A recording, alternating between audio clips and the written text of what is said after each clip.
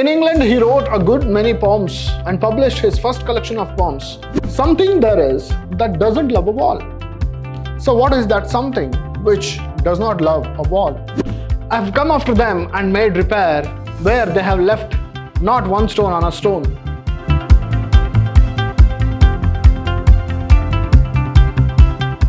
Hello students, I am Anil, Assistant Professor of English, Vidhyaashram First Grade College, the Temple of Excellence, MYSURU. In this session, we are going to look at a poem titled Mending Wall by Robert Frost for the students of second semester B.Ba. Mending Wall by Robert Frost. In this session, we are going to look at the poet and then we will read the poem and finally we will go to the summary of the poem. Robert Frost, an American poet, was born in San Francisco. He completed his high school but quit Dartmouth College shortly after joining it, finding the life at college to be suffocating and unrewarding. On quitting the college, he went to teach at grammar school and later worked as a newspaper reporter. Frost made one more attempt to completing his college education by joining Harvard University, but was forced to abandon it on contracting TB, that is tuberculosis. He started writing poetry when he was in high school and published many of his poems in journals. However, American publishers showed little interest in his poems, prompting him to move to England in search of a better poetic career.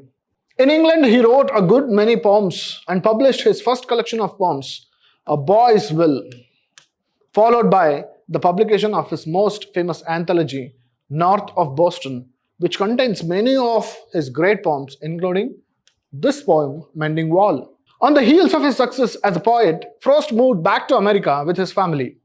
He taught as professor of literature in many American universities and received many honors. Though he continued to write prolifically till his death, his later poetry failed to win much critical acclaim. Coming to the Mending Wall poem, he starts writing like this. Something there is that doesn't love a wall. So what is that something which does not love a wall? Which wall is he talking about? We will come to know in the end. A wall, what is the purpose of a wall? A wall separates everybody, right? It separates us.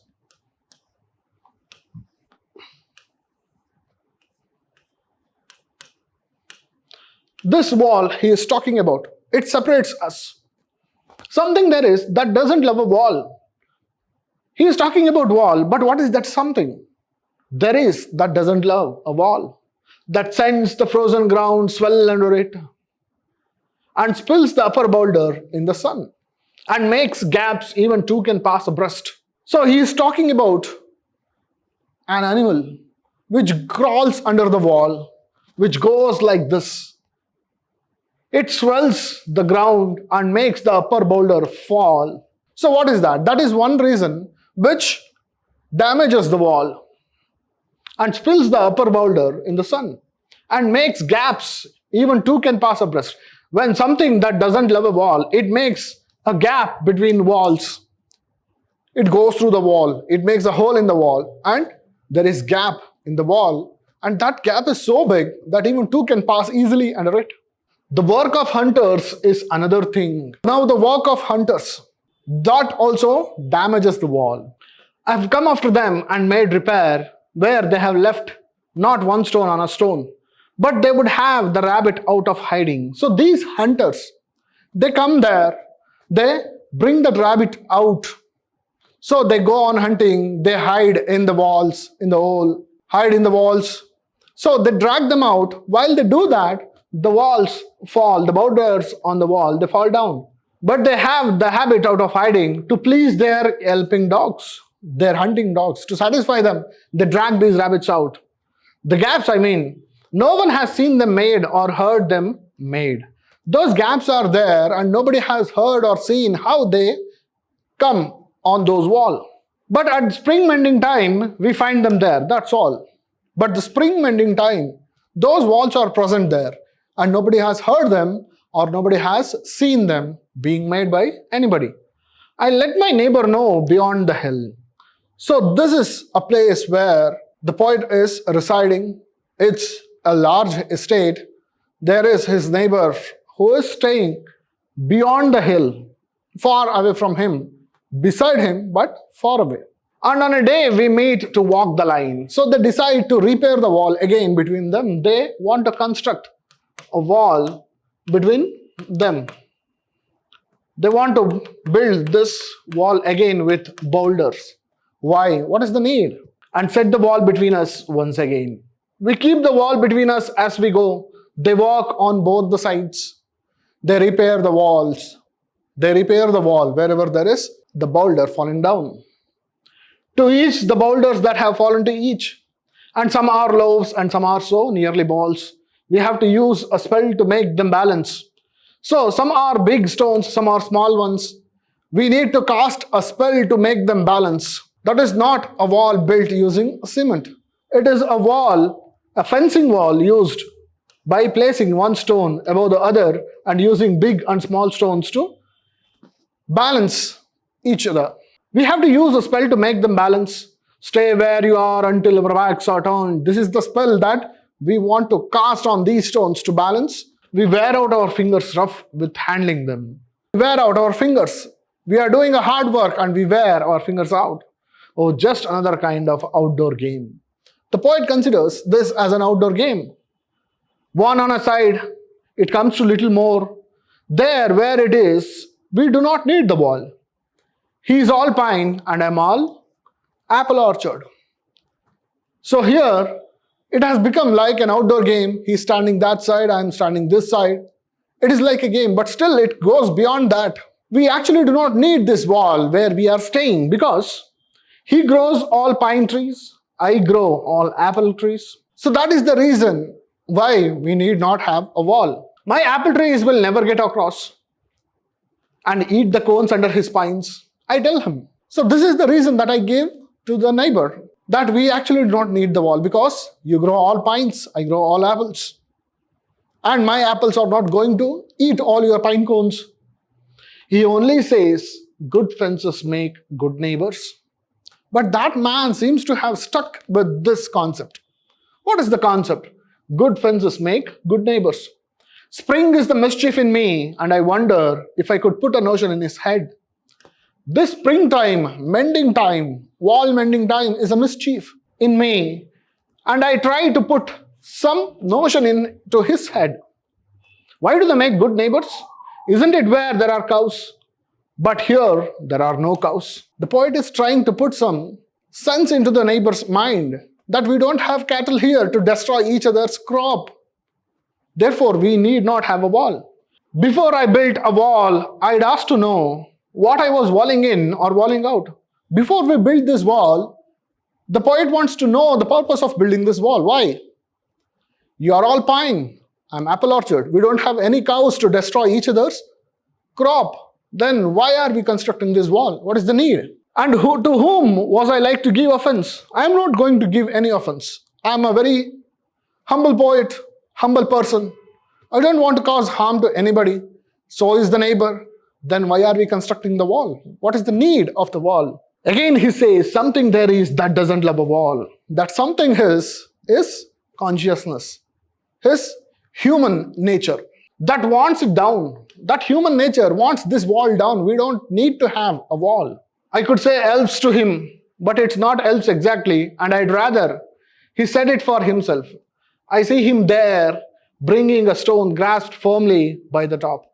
When I said there is something that doesn't love a wall and it wants it down, the other person says, maybe elves, angels, they don't want to have walls.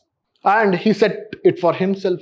I see him there bringing a stone grasped firmly by the top in each hand like an old stone savage armed. Now this man is looking like this. He is bringing stones on his head like an old savage man.